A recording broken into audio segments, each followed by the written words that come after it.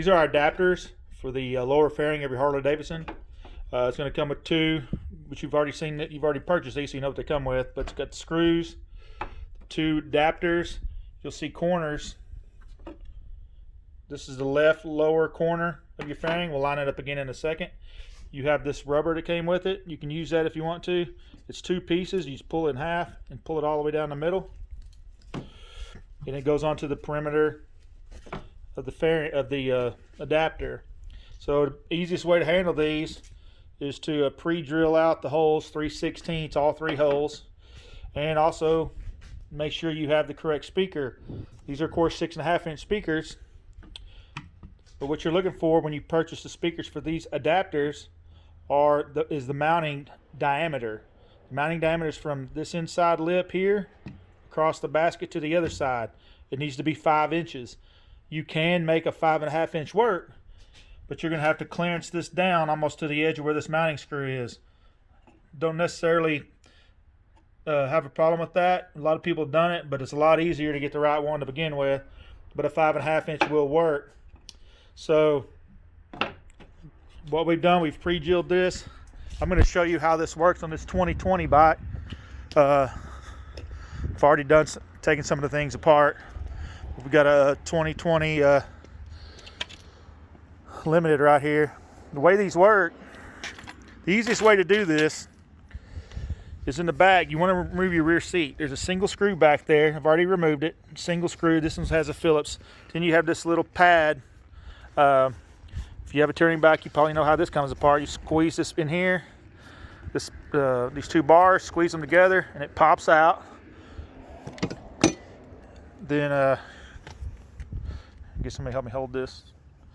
So what you do then, since you have this strap here, it's kind of a pain to mess with. So you don't, to get to the screw, you don't want to even take that screw off. All you need to do is kind of hit this back and pop that seat loose. And there's a screw right here. I've already removed it. It's a 3/8 screw. Here's the deal. These bikes, several of them are different. Okay, some of them up here you're gonna have a castle nut and a different instrument cluster. If you have that acorn nut here, you'll just remove that acorn nut and this whole instrument cluster comes off, and then you can move the tank around because that bolt goes all the way to the frame. And these newer bikes, you have this 1 3/8 bolt here and 2 1/2-inch bolts here holding the tank down, and then you have on each side there's a rubber piece that covers each one of these, but there's 2 1/2-inch bolts here. Now you can do it the way I'm telling you. You can also take this completely apart. It's way easier to do what I'm telling you to do. Pull this seat, after you pop this out, like I just showed you, hit this back, just pop the seat up, take the entire tank and pull it back and up and just tilt it out of the way.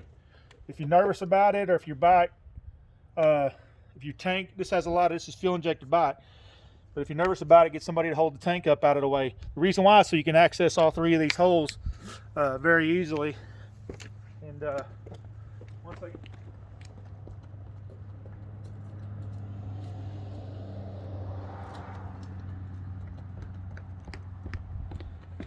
Helps if I have the screws. So anyway, on this bike,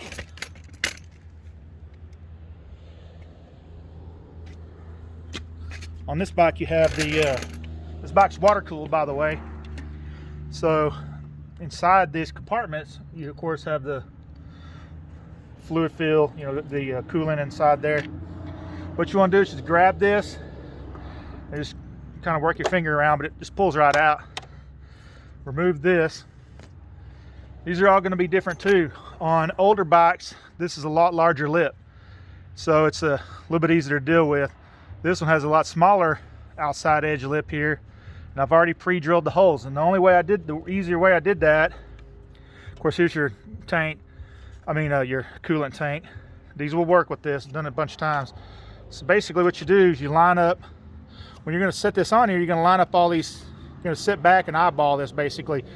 Get it to where you want. You want to make sure you're covering up the hole. You can use the rubber if you want to. If not, that's fine. But there's varying depths on years. These things work all the way back to 94 to 2021 now.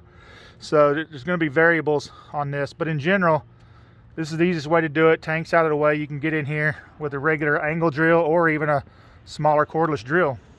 So what we're going to do is the way we did it.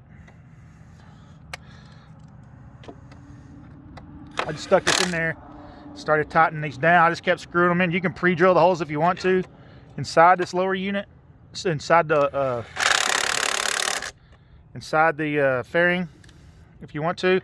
I just put some pressure on the screw and drill it in. That's the way I did it. Okay, so this plastic, tell you a little bit about this plastic. Now, of course, your speaker goes in there and you run the wires. That's the end of the adapters. That's the reason it's so easy to move the fuel tank out of the way and get to these things. These things are UV protected. They will not fade. They won't crack. Just tighten them down snug. I mean, this thing's not going to go anywhere. This is just as snug as anything else. You saw me pop off the cover, the factory cover. So there's really all there is to it. You put your speaker on there, you run your wire. But this is the easiest way to run these adapters.